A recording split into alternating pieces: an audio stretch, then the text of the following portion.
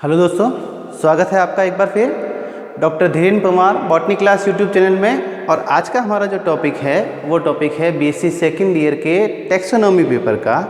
और टॉपिक का नाम है अपना angiosperm taxonomy a general introduction, यानी कि टैक्सोनॉमी क्या है और उसका मतलब क्या है। एक जनरल इंट्रोडक्शन की बात कर रहे हैं अपन टैक्सोनॉमी की। तो सबसे पहले तो अपन इन तीनों शब्दों का अर्थ समझेंगे कि इन तीनों शब्दों का अर्थ क्या है। हम बात कर रहे हैं किनकी? एंजियोस्पर्म्स की। दो वर्ड से मिलकर बना है ये एंजियोस्पर्म। एंजियोस्पर्म यानी कि ऐसे स्पर्मेटिक प्लांट या ऐसे स्पर्मेटोफाइटा या बीजधारी पादप जिनके बीज जो है वो ढके हुए हो। आवृत बीजी, हिंदी में इनको बोलते हैं अपन आवृत बीजी, यानी कि जिनके बीज जो हैं वो क्या हो? ढके हुए। अब यहाँ ढके हुए का मतलब क्या होता है कि ऐसे प्लांट जिनके बीज जो हैं वो बीज ओवरी वॉल या फल भित्ति के अंदर सुरक्षित रहते हैं। तो ऐसे सभी प्लांट्स को अपन क्या बोलेंगे? एंजियोस्पर्मिक प्लांट बोलेंगे। देन दूसरा है टैक्सोनॉमी, यानी कि वर्गीकी। या यहाँ वर्गीकी का मतलब क्या है आगे अपन इसको डिटेल में लेंगे। वैसे टैक्सोनॉमी जो शब्द है वो ग्रीक भाषा से लिया गया है, जिसमें टैक्सोन का मतलब होता है टैक्सा या वर्गक, और नोमोस का मतलब होता है नोमेनक्लेचर, यानी किसी पर्टिकुलर वर्ग जो है या वर्गक जो है उस वर्गक का नामकरण करना। ठीक है ना। अब ये तो एक छोटा सा एस्पेक्ट हुआ इसका कि टैक्सोनॉमी क्या है, और जनरल इंट्रोडक्शन यानी कि इसके बारे में विस्तृत अध्ययन करना, ये आज का हमारा टॉपिक है एंजियोस्पर्म का टैक्सोनॉमी, एंजियोस्पर्म की टैक्सोनॉमी का जनरल इंट्रोडक्शन। तो अपन बात करेंगे पहले किससे? टैक्सोनॉमी वर्ड से। जनरली यहाँ एक वर्ड और आता है सिस्टेमेटिक बॉटनी। सामान्यतः इन दोनों को एक दूसरे का पर्यायवाची मान लिया जाता है, सिनोनिम मान लिया जाता है कि जहाँ कहीं पे भी हम टैक्सोनॉमी की बात करते हैं तो उसका मतलब सिस्टेमेटिक बॉटनी से माना जाता है। लेकिन एक्चुअल में ये दोनों वर्ड समान अर्थ के तो हैं, लेकिन एक दूसरे के सिनोनिम नहीं है।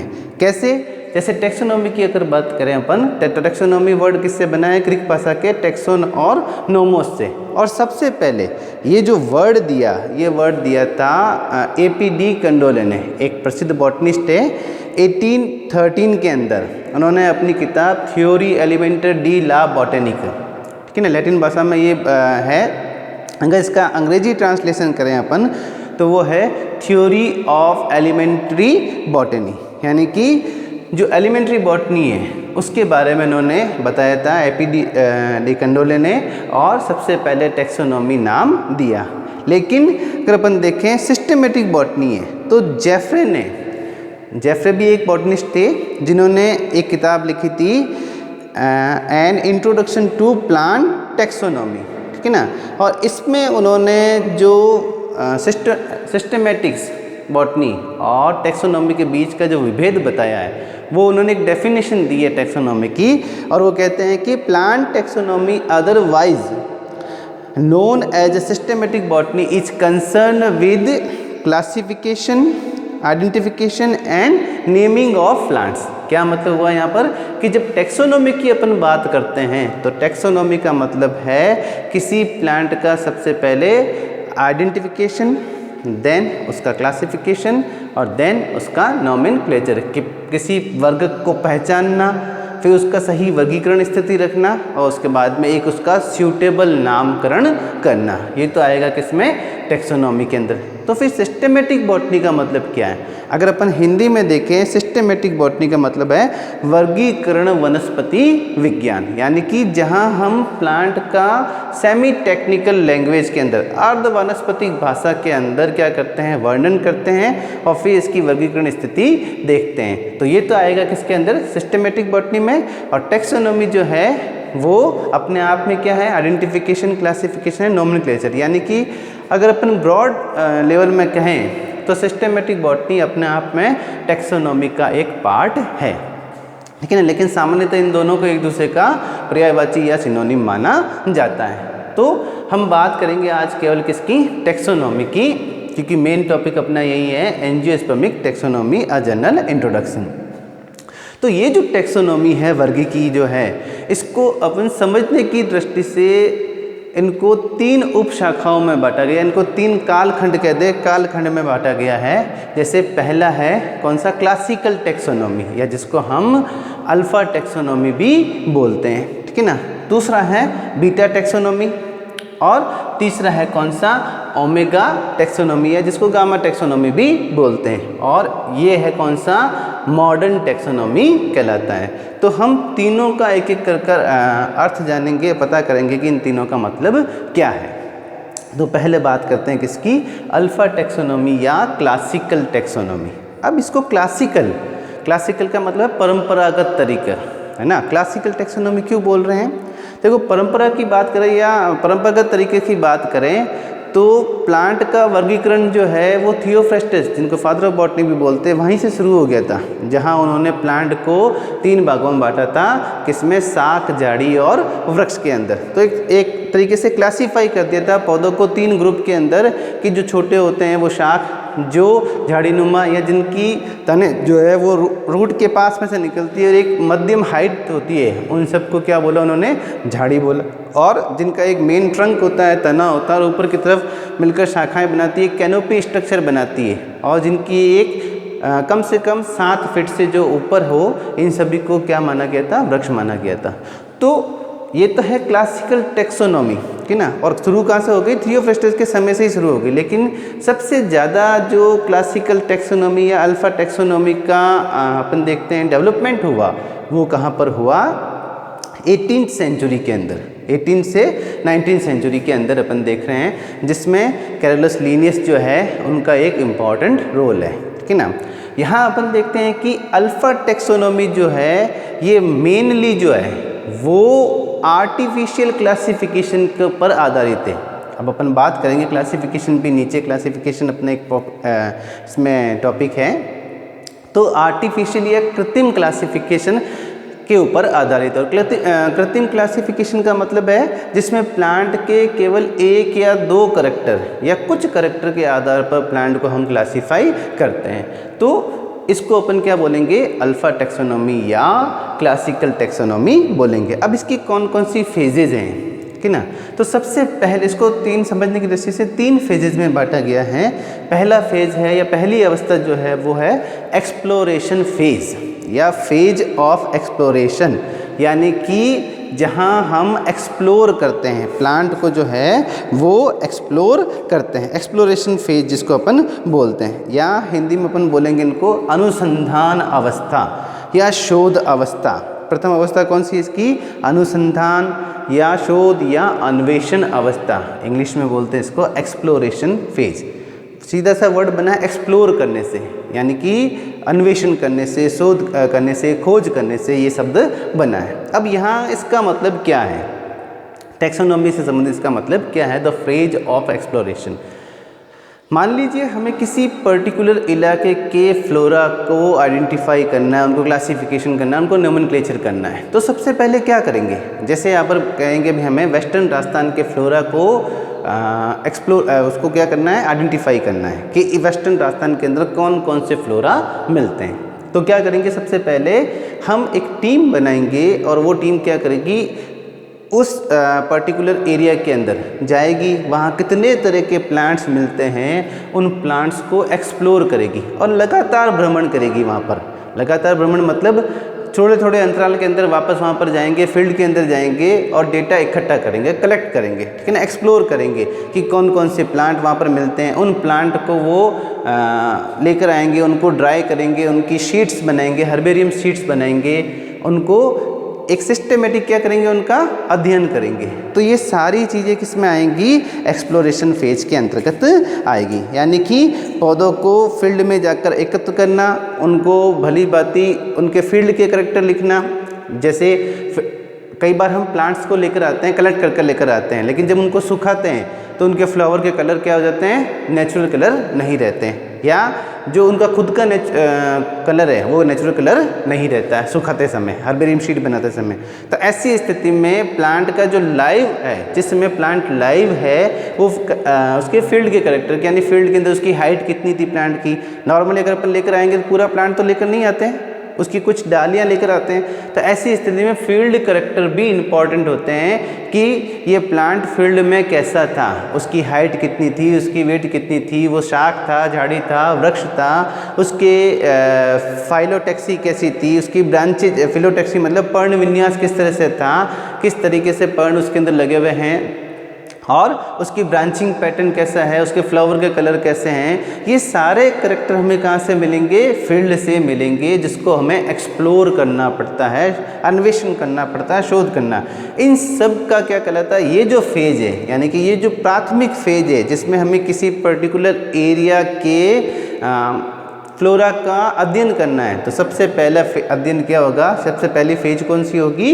उस जगह पर जाकर शोध करना, प्लांट को कलेक्ट करना, एकत्रित करना और उनके बारे में पता लगाना। ये तो कहलाएगा कौन सा? Exploration phase. देन दूसरा फेज कौन सा है? The phase of consolidation.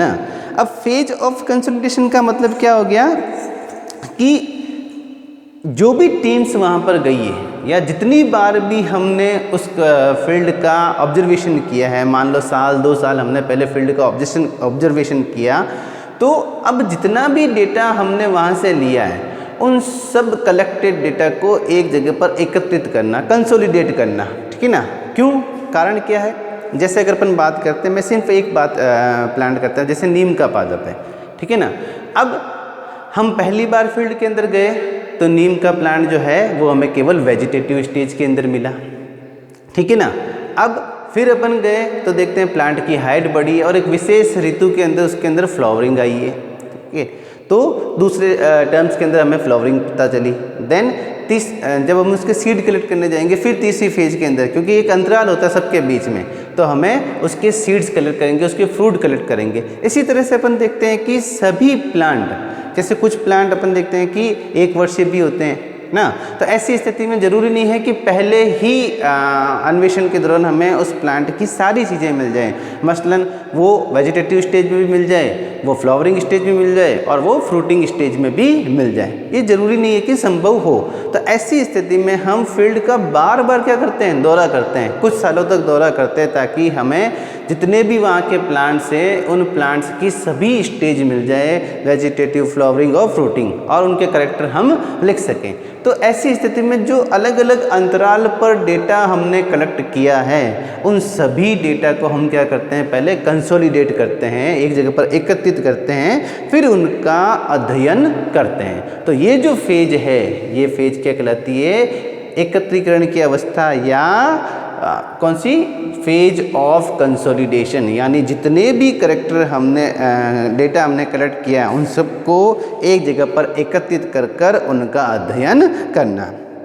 Then तीसरी अवस्था आती है डेस्क्रिप्टिव फेज। अब डेस्क्रिप्टिव फेज का मतलब क्या हो गया कि जो भी हमने डेटा कलेक्ट किया फील्ड के अंदर, एक तो फील्ड डेटा था ही था एक्सप्लोरेशन के समय, उसको तो हमने लिखा ही था, जैसे फील्ड की स्थिति कैसी है, मिट्टी कैसी है, उस जगह का वातावरण कैसा है, इसके अलावा प्लांट लाइव कैसा दिखता है। लेकिन साथ में जब हम पहले फेज के अंदर मान लो हम लेकर आए तो उसकी केवल एक वेजिटेटिव स्टेज लेकर आए, डाली, ठीक है ना, और वो लैब के अंदर लेकर आए, तो अब उसका गहन अध्ययन कर अर्ध वानस्पतिक भाषा में उसको अपन क्या करते हैं?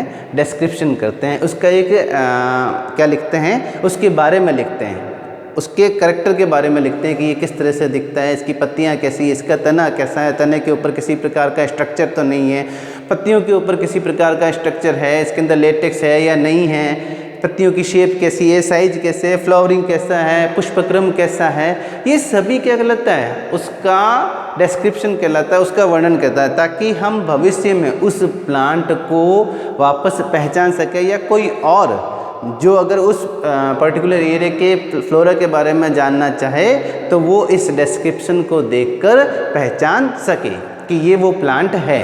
ताकि हम उसके बारे में एग्जैक्ट पता लगा सके कि ये कौन सा प्लांट है।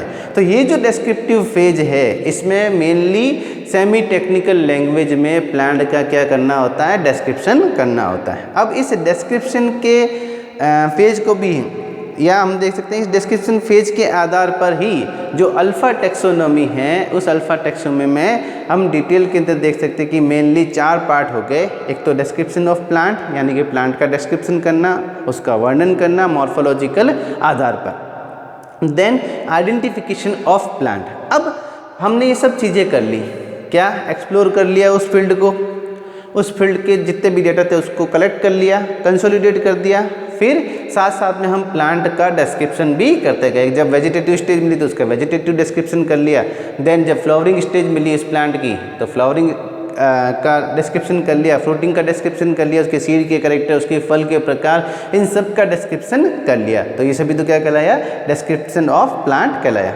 अब इस डिस्क्रिप्शन के आधार पर या इस वर्णन के आधार पर हम प्लांट को क्या करते हैं, आइडेंटिफाई करते हैं कि ये प्लांट क्या है।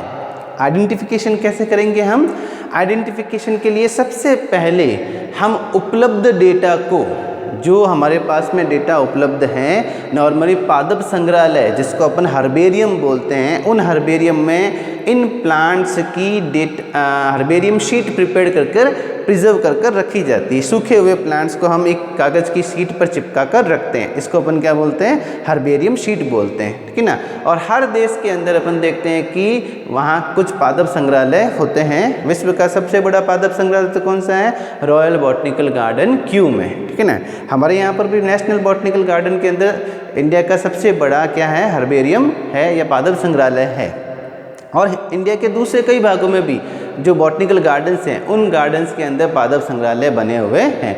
तो इन सीटों की हम पहचान किससे करते हैं, पादप संग्रहालय से जाकर जो भी प्लांट अपन ने वहाँ से लिए हैं उनकी पहले पहचान करते हैं। कई बार पहचान करने के लिए प्लांट के फोटोग्राफ्स को भी काम में लिया जाता है, जिनको अपन आइकन्स बोलते हैं, ठीक है ना। अगर आइकन्स पड़े हैं हमारे पास में या छोटी छोटी बुक्स जिसमें प्लांट के फोटोग्राफ्स हो, अगर उससे पहचान हो जाती है तो हम क्या करते हैं, प्लांट की पहचान करते हैं। अब इस पहचान के बाद में हम उसका नामकरण करते हैं। जैसे हमने पहचान लिया कि अमुक पादप कौन सा है, नीम का, अमुक पादप पीपल का है, या और भी कौन सा, जैसे यहाँ पर लोकल प्लांट जैसे अपन देखते हैं टेफ्रोशिया है, ठीक है ना, बियाणी जिसको अपन बोलते हैं। तो टेफ्रोशिया के प्लांट की अपन ने पहचान की और उसका नामकरण कर दिया टेफ्रोशिया, ठीक है।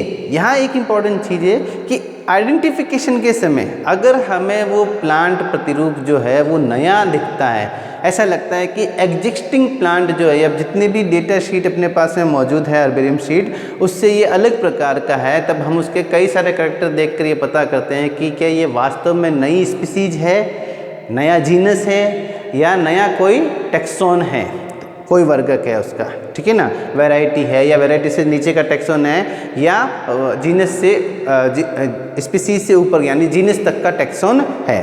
तो ऐसी स्थिति में हम उसका क्या करते हैं, आइडेंटिफिकेशन के समय ये पता करते हैं कि ये एक नया वर्गक है, ठीक है ना, नया प्लांट है, नई स्पीसीज है, नया जीनस है, ठीक है ना। और फिर उसका नामकरण हम अंतर्राष्ट्रीय नियमों के अनुसार करते हैं। और प्लांट के जो नियम है, नोमेनक्लेचर है, नेक्स्ट स्टेज कौन सी है, नोमेनक्लेचर यानी नामकरण करना।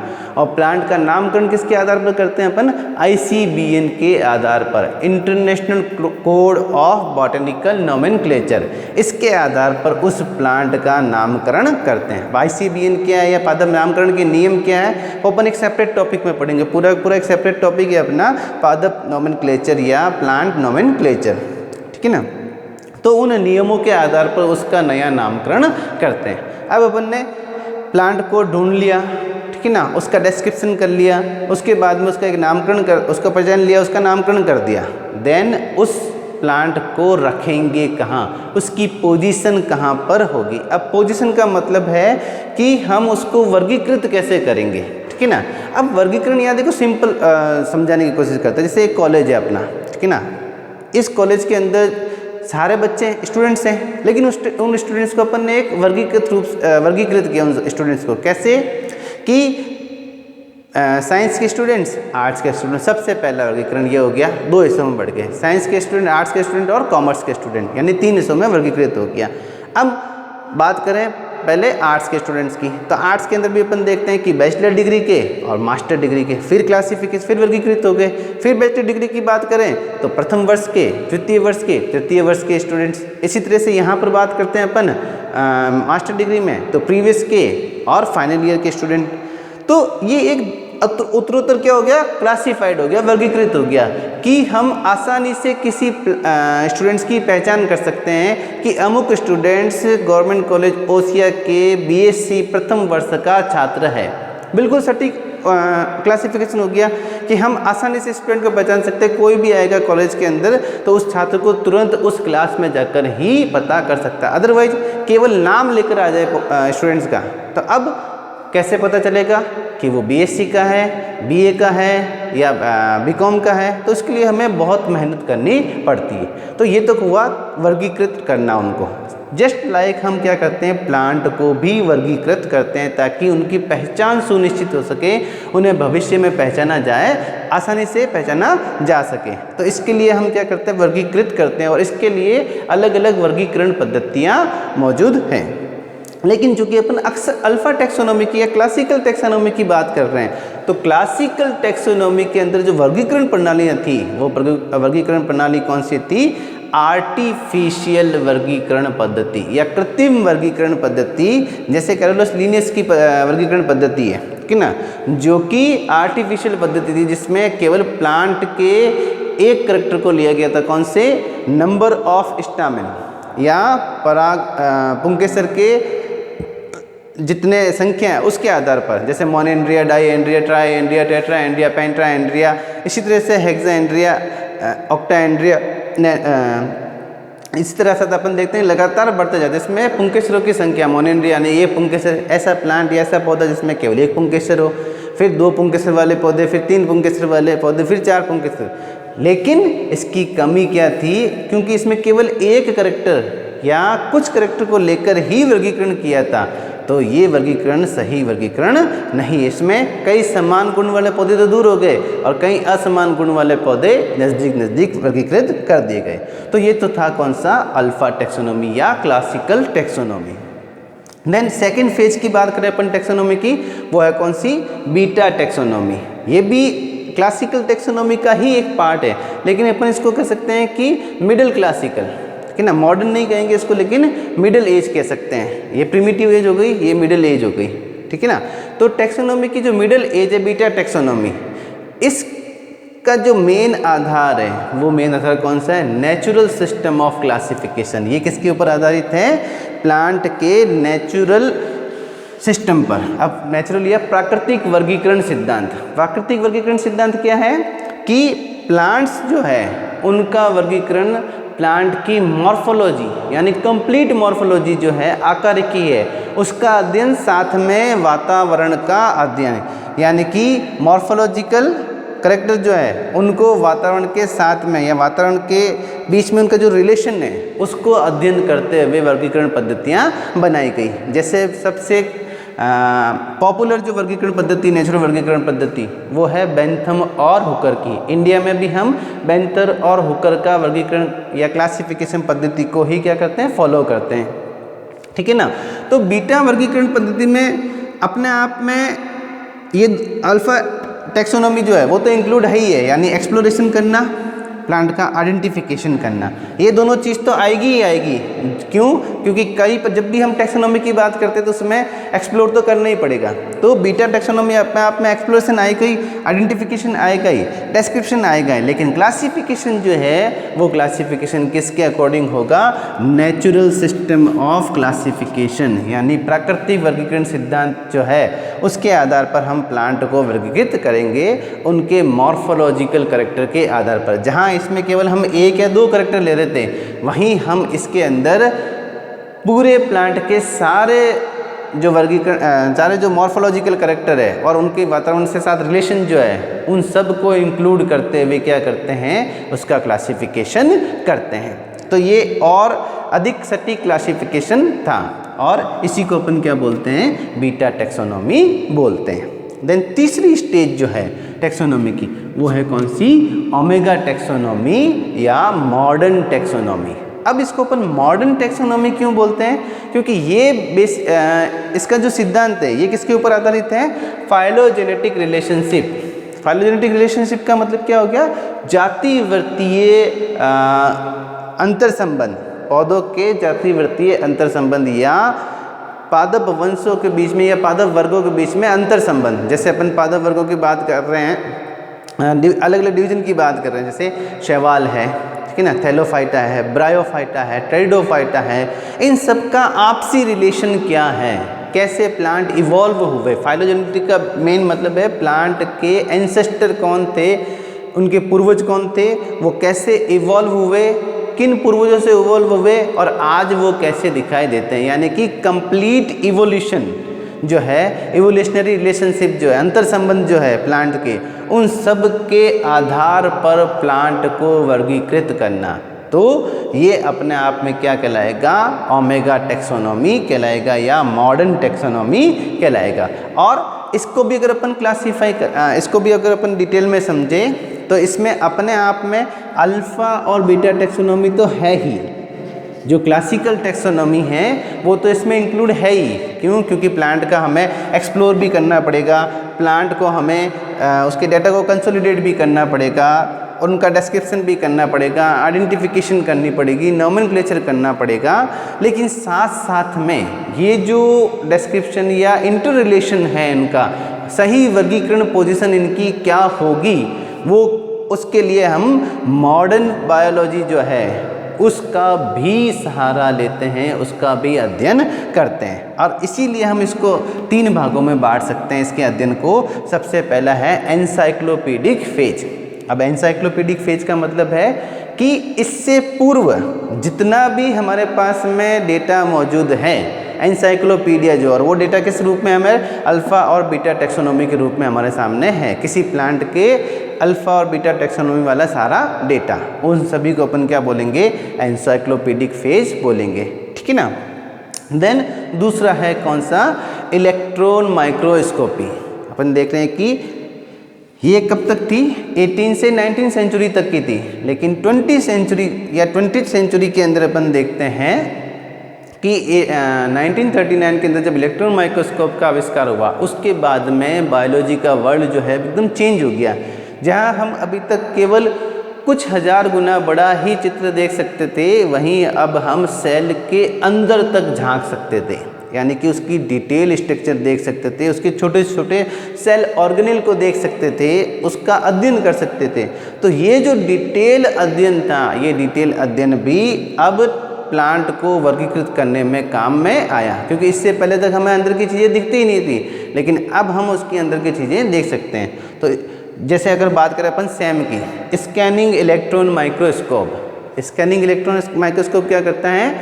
जो आउटर सरफेस है किसी की, या छोटे से छोटे एक सेल की भी आउटर सरफेस, या जैसे अपन बीज की देख रहे हैं, पोलन ग्रेन की देख रहे हैं, ठीक है ना, या पत्ती की आउटर सरफेस देख रहे हैं, उसको इलेक्ट्रॉन सूक्ष्मदर्शी के द्वारा देखना।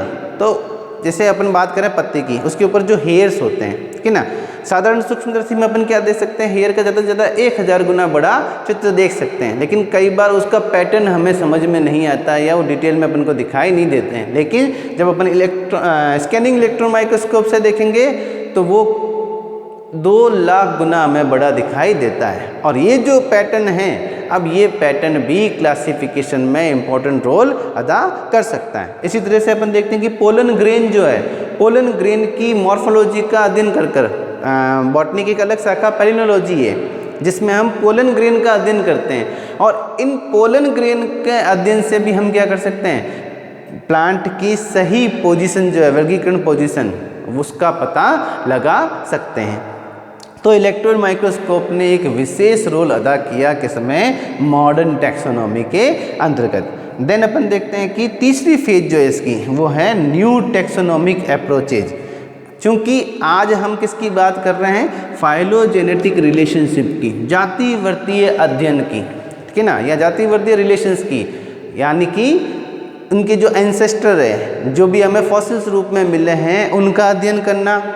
प्लस अपन देख रहे हैं कि सेल के अंदर जो आज की तारीख में अपन देख रहे हैं कि साइटोलॉजी जो है, साइटोलॉजी यानी कोशिका विज्ञान, जेनेटिक्स आनुवंशिकी विज्ञान, इसी तरह से एनाटॉमी शारीरिक विज्ञान और मॉलिक्यूलर बायोलॉजी बायोकेमिस्ट्री, इन सब का सम्मिलित रूप से ज्ञान जो है वो सम्मिलित रूप से ज्ञान किस में काम आता है, प्लांट को क्लासीफाई करने में काम में आता है। जैसे बायोकेमिस्ट्री की बात करें, इसके आधार पर टैक्सोनॉमी की एक अलग ब्रांच बनी। कौन सी ब्रांच बनी?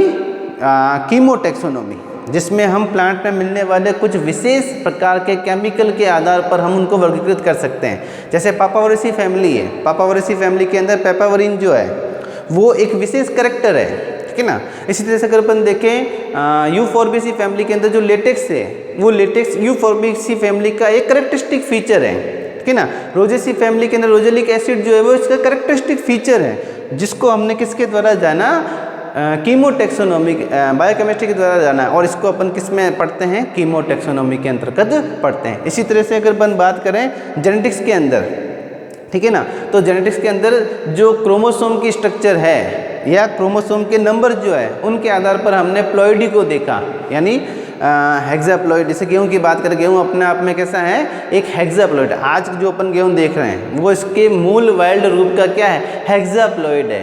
6 गुना उसके अंदर क्रोमोसोम की क्या हुई है, प्लॉइडी हुई है, ठीक है ना।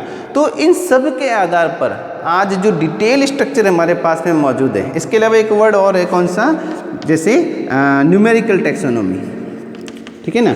जितने भी डेटा है, अब चूंकि जहां हम यहाँ बात कर रहे थे अल्फा टैक्सोनॉमी में केवल एक करेक्टर को लेकर बात कर रहे थे, जब बीटा टैक्सोनॉमी तक आया है तो हम मॉर्फोलॉजी के कई सारे करेक्टर को काम में ले रहे थे। लेकिन यहाँ तक तो हम फिर भी प्लांट को मैनुअल तरीके से क्लासीफाई कर सकते हैं। लेकिन जब बात आती है हमारे पास में सैकड़ों करेक्टर की, ठीक है ना, सैकड़ों करेक्टर क्यों, क्योंकि हमने कई फील्ड से उन करेक्टर को लिया है। प्लांट की साइटोलॉजी से भी लिया है, जेनेटिक्स से भी लिया है, एनाटॉमी से भी लिया है, मॉलिक्यूलर बायोलॉजी, बायोकेमिस्ट्री, इसके अलावा मॉर्फोलॉजिकल करेक्टर, उनके एंसेस्ट्रल या जातिवर्ती जो करेक्टर है उन सब को। तो इतने सारे करेक्टर को लेकर हम मैनुअल तरीके से, मानवीय तरीके से उनको अध्ययन नहीं कर सकते, उनको सही रूप से क्लासीफाई नहीं कर सकते। तब हम क्या करते हैं, न्यूमेरिकल टैक्सोनॉमी को काम में लेते हैं, यानी कि गणितीय फॉर्मूले से हम उनके बीच में अंतर संबंध जो है, इंटर रिलेशन जो है, कौन किसके ज़्यादा नज़दीक है, कौन किससे ज़्यादा दूर है, उनके आधार पर अपन देखते हैं कि उनको अपन ने क्या किया, क्लासिफिकेशन में काम में लिया। तो ये क्या कहलाएगा, मॉडर्न टैक्सोनॉमी या ओमेगा टैक्सोनॉमी कहलाएगा। तो अपने आप में देख रहे हैं कि टैक्सोनॉमी जो है आज की तारीख में अपने आप में कंप्लीट रूप से बदल गया है। क्लासिकल टैक्सोनॉमी की जगह अब क्या हो गया है, मॉडर्न टैक्सोनॉमी। इसके आधार पर हम प्लांट की बिल्कुल राइट पोजीशन जो है कि एग्जैक्ट कौन किसका नियरेस्ट है और कौन किससे दूर है, तो ये हम पता लगा सकते हैं किसके द्वारा, इन टेक्निक्स के द्वारा पता लगा सकते हैं, इन फेजेस के द्वारा। तो ये जो आज का हमारा टॉपिक था वो टॉपिक था किसके ऊपर, टैक्सोनॉमी के इंट्रोडक्शन के ऊपर था। तो उम्मीद करता हूँ कि आपको अल्फ़ा, बीटा और ओमेगा टैक्सोनॉमी के बीच का अंतर समझ में आया होगा और डिटेल में पता चला होगा कि टैक्सोनॉमी क्या है। नेक्स्ट टाइम अपन टैक्सोनॉमी के दूसरे जो टॉपिक हैं, यानी कि जो टाइप कंसेप्ट है टैक्सोनॉमी का, उसके बारे में पढ़ेंगे। तब तक आप इसको वापस पढ़िए, कहीं आपको कोई कमी लग